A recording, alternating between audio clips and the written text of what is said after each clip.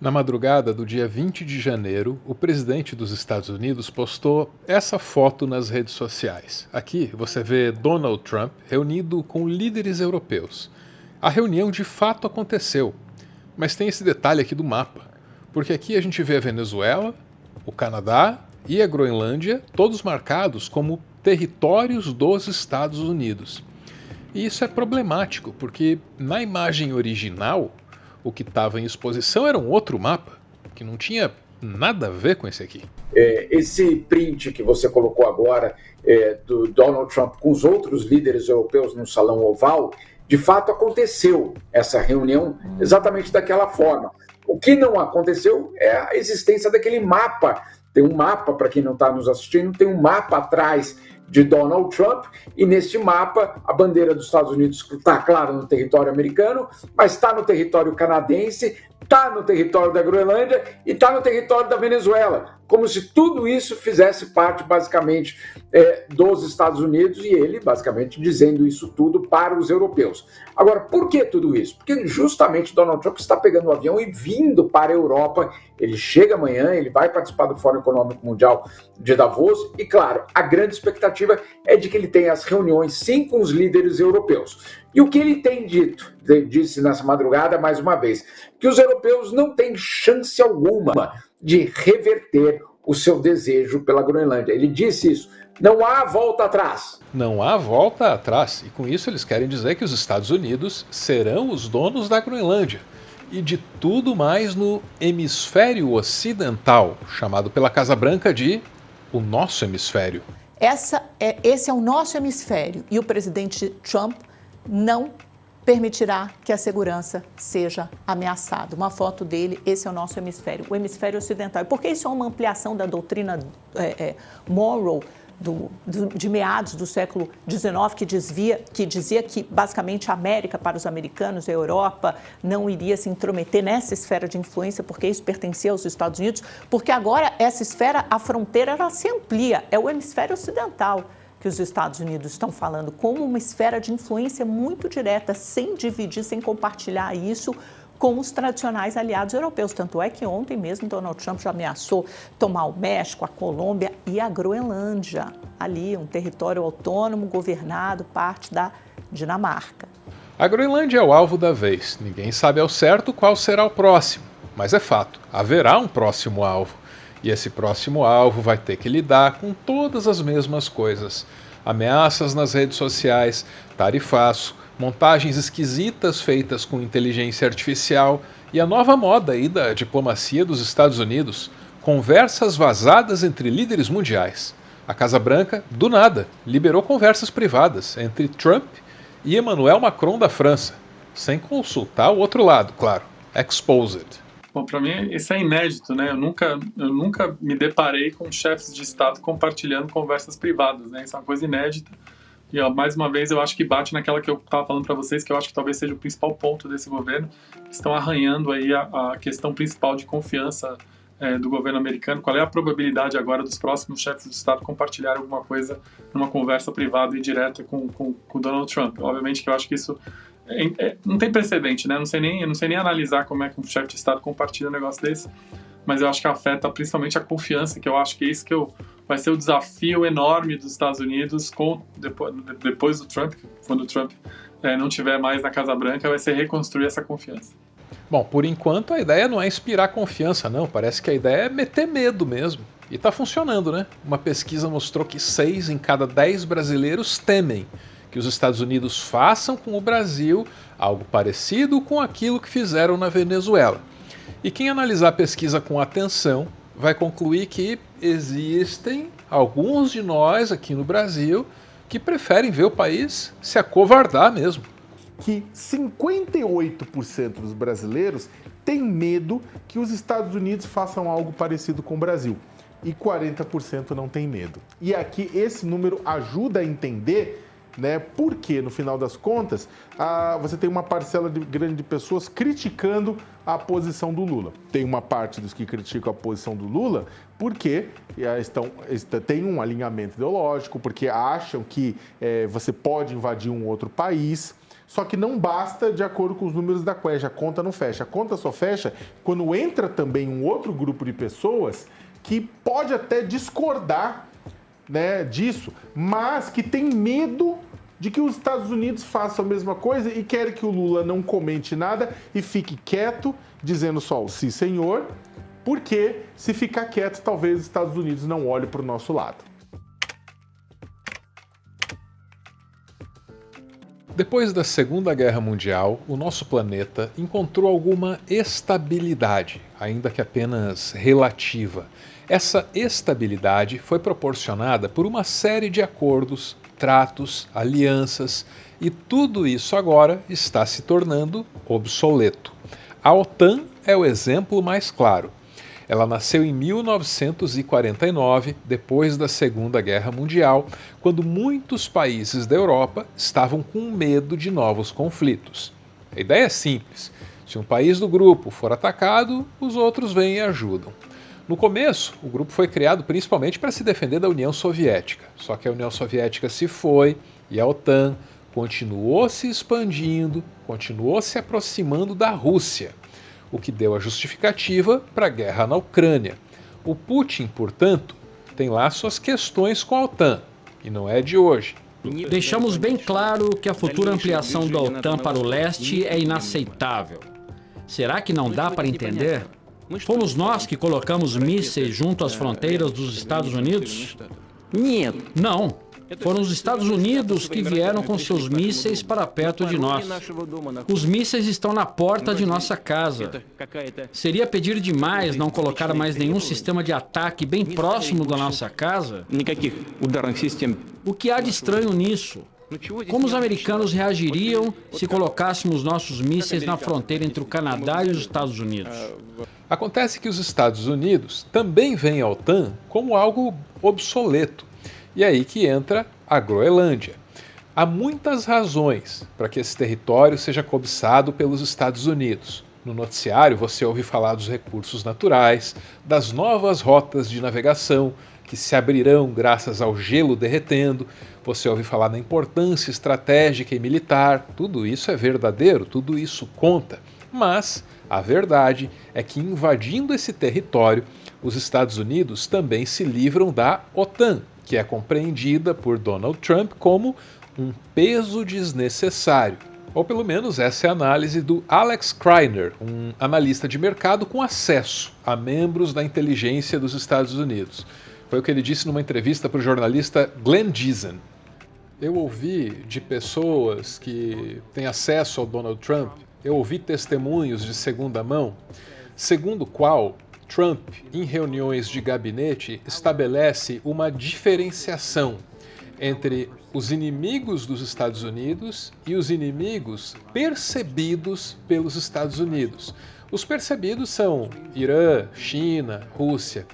Isso significa que Trump acredita que existem, sabe, esses inimigos que os Estados Unidos não se dão conta. Então o que eu diria agora é o seguinte: o Trump está usando a Groenlândia como um pretexto para retirar os Estados Unidos da OTAN, porque essa é uma maneira muito Trump, sabe, de resolver as coisas. Ele quer tirar os Estados Unidos da OTAN pelo caminho, digamos, legal. É um tratado, no fim das contas, né? Então ele teria que ir ao Congresso, acho que ele teria que obter uma maioria de 2/3, coisas que Trump nem sequer pode sonhar em fazer, ele não conseguiria. Então, não vai rolar. Aí o que o Trump faz? Qual é o jeito Trump? Se ele quiser tirar os Estados Unidos da OTAN, ele precisa promover mudanças reais, precisa, como ele faz sempre, quebrar as regras. E ele acaba entrando, tipo um elefante, numa loja de porcelanas e quebra um monte de coisas, e aí ele faz com que os europeus digam alguma coisa como: beleza, então a gente vai desmantelar essa OTAN aqui. Queremos vocês fora da OTAN, Estados Unidos. Ou então vão criar um conflito que vai acabar levando à dissolução da OTAN. E desse jeito Trump alcança seu objetivo sem ter que passar pelo Congresso e por todo o processo político que eles já sabem que fracassaria se fosse tentado. Então tudo isso torna muito difícil, sabe, interpretar o que o Trump está fazendo. Mas acho que quando você olha para o conjunto todo, quando você observa o ano inteiro, 2025 inteiro, com tudo que Trump fez, eu acho que surge um método por trás da loucura. Isso significa que ele não está simplesmente fazendo coisas feias, gananciosas, violentas, por impulso aleatório. Ele está, na verdade, conduzindo os Estados Unidos por um determinado caminho, em direção a certos objetivos que ele conhece muito bem. Isso significa que existe uma agenda, mesmo que ela não seja assim publicizada. E qual é o lugar reservado ao Brasil dentro dessa agenda? A gente vai falar disso já já. Antes, um breve parêntese para falar sobre como as coisas evoluíram até chegar nesse ponto.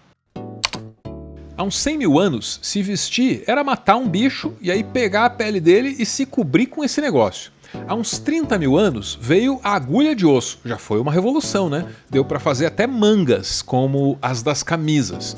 Mais recentemente veio a Revolução Industrial, vieram as fibras sintéticas, e isso é mais recente, faz aí uns 100 anos. Durante a maior parte da história, essa evolução no nosso vestuário foi muito lenta, mas agora, de uns tempos para cá, tudo se acelerou e está em curso uma revolução no nosso vestuário. Tecidos inteligentes, com capacidades cada vez mais impressionantes. Está aí o conceito de wear care. São as roupas que trabalham pelo seu corpo enquanto você vai vivendo a sua rotina. A grande novidade são os bioativos, que podem ser aplicados nos tecidos que a gente veste. Essas substâncias são liberadas pelo atrito, enquanto a gente se movimenta. E aí, conforme elas são liberadas, elas podem ter esse ou aquele efeito sobre os nossos corpos. Por enquanto, ainda tem poucas marcas investindo para ter a dianteira dessa tecnologia, para explorar essa vanguarda. No Brasil, não tem jeito, né? Quem assumiu esse papel de levar a tecnologia adiante foi a Insider. Passou um tempão testando, coletando resultados, aprimorando, testando mais ainda, comparando, e chegou a tecnologia InSculpt. A aposta deles é em bioativos do café, e os testes mostraram uma melhora na circulação e também na saúde geral da pele. Obviamente, essa tecnologia não é um tratamento terapêutico, mas é um excelente complemento para uma rotina saudável e também é um sinal de que o nosso vestuário está passando por uma verdadeira revolução tecnológica. Está acontecendo tudo muito rápido. Entra lá no site da Insider e dá uma olhada nos produtos com a tecnologia InSculpt. Aí você vai entender como vai ser esse futuro. E como sempre, use o meu cupom Álvaro Borba. Garante 10% de desconto para os clientes recorrentes e 15% se for a sua estreia, lá no site da Insider. Se a OTAN estiver mesmo obsoleta, algo terá de ser colocado no seu lugar. Que tal o Conselho da Paz? Muito menos institucional, muito mais personalista e cobrando uma bolada de $1 bilhão dos seus membros titulares. Aí sim, modernizou, ficou a carinha do século XXI, a carinha do Donald Trump, o idealizador da iniciativa. A Casa Branca já entrou em contato com vários líderes mundiais para integrar este conselho, chefiado pelo republicano. Entre os sondados estão o presidente da Rússia, Vladimir Putin, o primeiro-ministro da Hungria, Viktor Orbán, e o primeiro-ministro do Canadá, Mark Carney. De acordo com estatutos obtidos nesta segunda-feira pela AFP, os Estados-membros, representados por seus chefes de Estado ou de governo, teriam um mandato de 3 anos renovável, exceto aqueles que aportarem mais de $1 bilhão durante o primeiro ano, o que lhes permitiria permanecer por um período indefinido. O texto define o Conselho de Paz como uma organização destinada a promover a estabilidade e garantir uma paz duradoura, ao mesmo tempo em que critica as abordagens tradicionais de resolução de conflitos, numa referência implícita às Nações Unidas. A referência implícita às Nações Unidas se justifica porque esse conselho também se pretende como um substituto para o Conselho de Segurança da ONU, uma outra dessas estruturas já obsoletas. No Conselho de Segurança da ONU, 5 países têm poder de veto: Estados Unidos, Rússia, China, Reino Unido e França. No novo Conselho da Paz, de Donald Trump, isso muda. Quem é que vai ter poder de veto nesse conselho montado pelos Estados Unidos? Os Estados Unidos. E os demais? Os demais discutem, mas se eles não gostarem, é isso aí. Se é assim, então não existe qualquer vantagem em participar desse conselho. O que é que faria qualquer país do mundo aderir a isso? As ameaças, claro. Donald Trump ameaçou impor uma tarifa de 200% sobre vinhos e champanhes da França, justamente para pressionar o presidente do país, Emmanuel Macron, e se juntar ao Conselho da Paz. E essa é a pior notícia do começo de 2026 para o nosso Brasil. Recebemos um convite para participar desse conselho aí. E agora, hein? Com a palavra, Celso Amorim. Mas ele passa para a criação de um organismo internacional que substitui o Conselho de Segurança, em que ele elimina o poder de veto dos outros, até aí tudo bem, mas cria um para ele. Só ele tem o poder de veto. Então é uma coisa muito difícil de se aceita nesses termos. Agora eu não sei se é uma questão que está ainda sendo estudada e aprofundada aqui dentro do governo. Nós temos um diálogo com o presidente Trump, acho que o presidente Lula teve, como você sabe. É preciso preservar, porque temos que defender nossos interesses. Agora, numa visão global do mundo, é tudo muito preocupante, muito preocupante. Esse, digamos, desmonte do multilateralismo é muito preocupante. O desmonte da ONU, né? O que o Trump está querendo é o desmonte da ONU. Da ONU, da OMC, de tudo mais. Quer dizer, de tudo que era, que representava, digamos, uma negociação baseada em regras. Nunca foi fácil. Você sabe, você acompanhou aqui dentro do governo as nossas negociações na Organização Mundial do Comércio. Era uma coisa muito difícil, mas tinha regras. Tinha regras. A gente sabia até onde as coisas podiam ir. Essa última frase merece algum destaque e muita reflexão. Ele diz: antes havia regras e nós sabíamos até onde as coisas poderiam ir. Não é qualquer um dizendo isso, não. É o Celso Amorim. Agora, para pensar no que isso quer dizer sobre o nosso presente. Eu só posso presumir que as regras já não valem mais nada e que qualquer conflito pode escalar e ter consequências cataclísmicas. 2026 é mesmo assustador.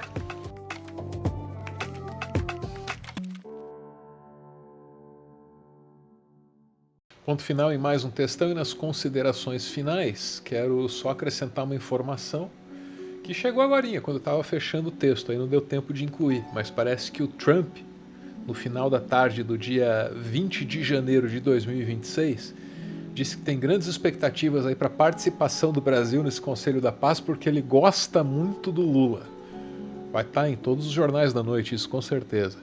A conferir.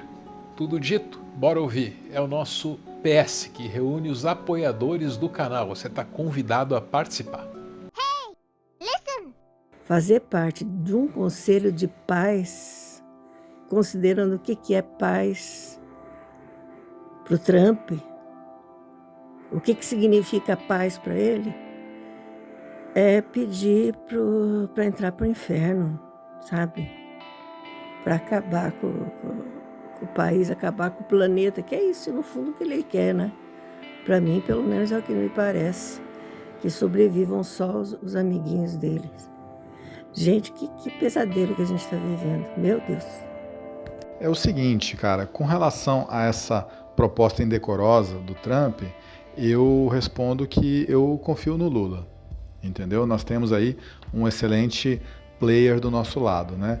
Eu me lembro que há mais ou menos uma semana eu estava assistindo ali no canal UOL, ali com o Sakamoto e tal, uma entrevista com o professor Leonardo Trevisan, que é muito bom, né? E aí a âncora ele perguntou: escuta, será que o Maduro vai azedar a relação do Lula com o Trump, né? Porque afinal de contas o Lula conseguiu reverter ali uma situação ali de um ataque contra ele, da imagem dele e tal. E o Leonardo Trevisan respondeu: escuta, o Lula é macaco velho, né? O Lula usou muito bem os 39 segundos de amor que ele teve ali com o Trump, né? O Lula usou muito bem os 39 segundos de amor, né? Ele usou como ninguém, né?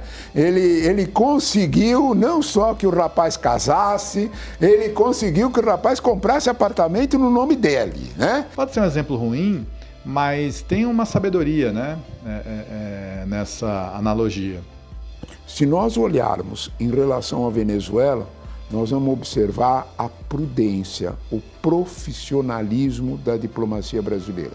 Então, vamos confiar nessa malícia, né, nesse jogo de cintura. Depois do final, o finalzinho, depois do finalzinho, o finalzinho, aqueles últimos segundos em que eu te agradeço com muita sinceridade, com muita verdade. Muito obrigado por ter ficado comigo até aqui. Se quiser deixar um like, se quiser deixar um comentário, qualquer interação com esse conteúdo ajuda a gente até o próximo. Estamos tentando nos manter ativos aqui. Alguns dias são mais difíceis do que outros, mas todos têm 24 horas. Um beijo, gente, e como sempre, valeu!